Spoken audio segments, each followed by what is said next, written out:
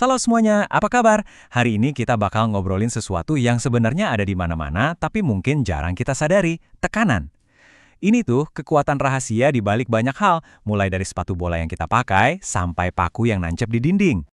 Oke, biar langsung kebayang, kita mulai dengan satu teka-teki dari alam ya. Pernah kepikiran nggak kenapa sih bebek bisa kelihatan santai banget jalan di atas lumpur, giliran kita yang lewat malah kejeblos?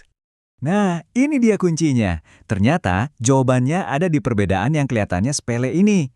Kaki kita kan area napaknya relatif kecil tuh. Sementara kaki bebek, wah, lebar banget karena ada selaputnya. Perbedaan area inilah yang jadi penentu segalanya.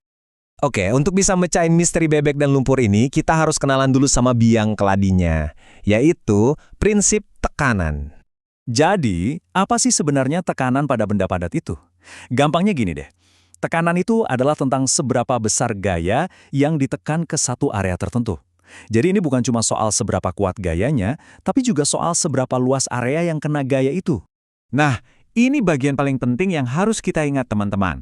Hubungannya itu terbalik. Coba bayangin ya, gayanya sama nih. Tapi kalau kita tekan ke area yang super kecil, tekanannya jadi gede banget. Sebaliknya, kalau gaya yang sama kita sebar ke area yang luas, tekanannya jadi kecil. Ini nih rahasia utamanya. Dan para ilmuwan merangkum ide keren ini dalam satu rumus yang simpel banget. P sama dengan F dibagi A.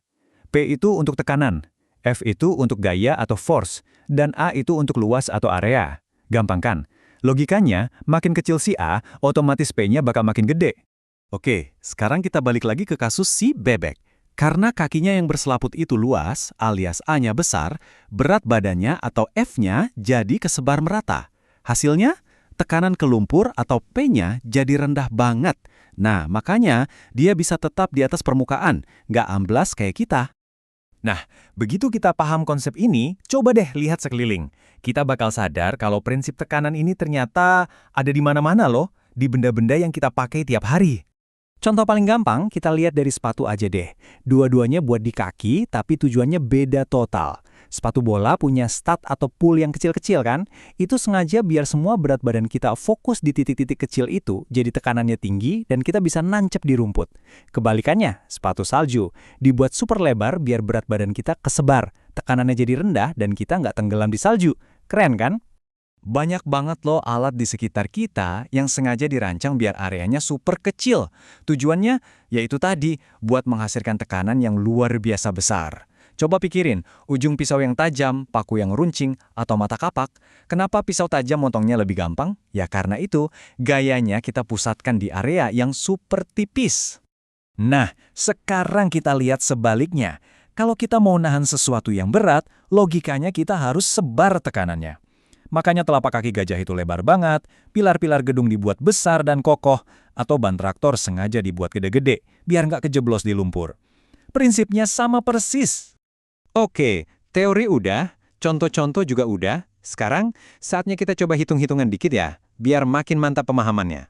Tenang, gampang kok. Kita pakai skenario ini ya, ada Anton, dia lagi dorong meja. Gaya dorongannya itu 150 Newton. Nah, luas telapak tangannya yang nempel ke meja itu 200 cm persegi. Pertanyaannya, berapa sih tekanan yang dihasilkan oleh telapak tangan Anton itu? Biar nggak pusing dan nggak ada yang kelewat, kita kerjainnya langkah demi langkah aja ya. Ada 4 langkah simple yang bakal kita lakuin bareng-bareng.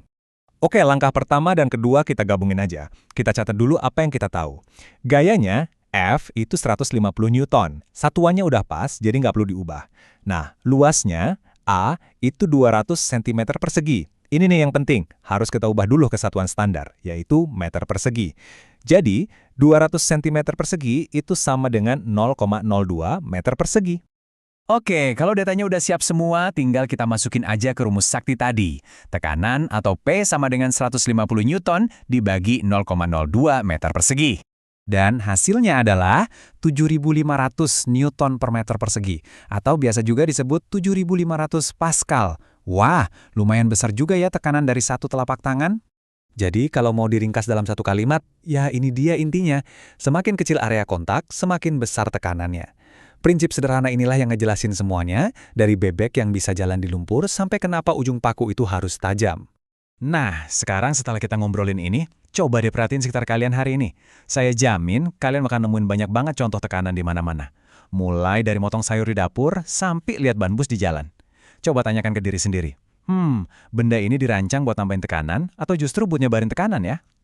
Oke, sampai ketemu lagi di pembahasan kita selanjutnya.